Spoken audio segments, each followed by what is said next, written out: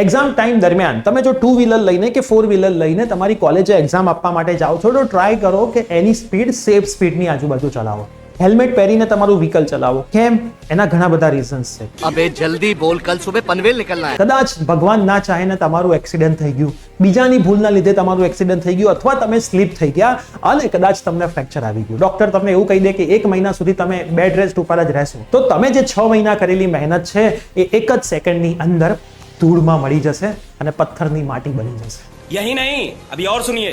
તો ખાસ તમારી હેલ્થની રિસ્પોન્સિબિલિટી તમારી છે. એક્ઝામ સમયગાળા દરમિયાન કોઈ પણ જાતના નવા એક્સપેરિમેન્ટ કરવા નહીં. જે વ્હીકલ તમે ચલાવતા હોય એ જ વ્હીકલ ચલાવવું. આમ તો ક્યારેય કશું જ નથી થતું. સાહેબ, હું 18 વર્ષનો થયો, 22 વર્ષનો થયો, આજ સુધી એક્સિડન્ટ નથી થયું. अच्छा हमको सिखा रिया है. પણ જે દિવસે એક્સિડન્ટ થશે એ દિવસે રોતાય નહીં આવડે. જે દિવસે સ્લીપ થઈ જશો એ દિવસે રોતાય નહીં આવડે. तेरे को डर नहीं लगता? અને તમે તમારી આંખોની સામે તમારા જ પેપરો જતા જોશો અને તમે એક્ઝામ આપવા નહીં જઈ શકો. અને પછી એક્ઝામ ના આપો એનો મતલબ એ એક્ઝામમાં ફેલ છે. તો ખાસ જે પણ 2 વ્હીલર છે, જે પણ 4 વ્હીલર છે, એની સ્પીડ ઉપર તમારે લગામ લગાવવાની છે અને તમારા જીવનની સ્પીડને તમારે લાઇટની સ્પીડે આગળ વધારવાની છે. તો જ તમે તમારા જીવનમાં અને તમે જે એક્ઝામ આપી રહ્યા છો એમાં સક્સેસફુલ થશો. તો જ્યારે પણ વ્હીકલ સ્ટાર્ટ કરો છો માઇન્ડમાં આ રીલને યાદ રાખશો અને લિમિટ કરતાં પણ થોડી ઓછી સ્પીડે ચલાવજો.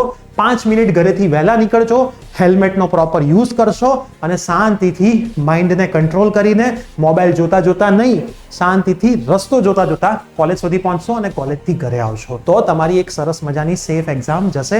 હવે આ રીલ તમારા મિત્રોને શેર કરી દો અને આપણા ઇન્સ્ટાગ્રામ હેન્ડલ અને પ્રિય સર વિદ્યાપીઠ યુટ્યુબ ચેનલને પણ ફોલો કરી લો.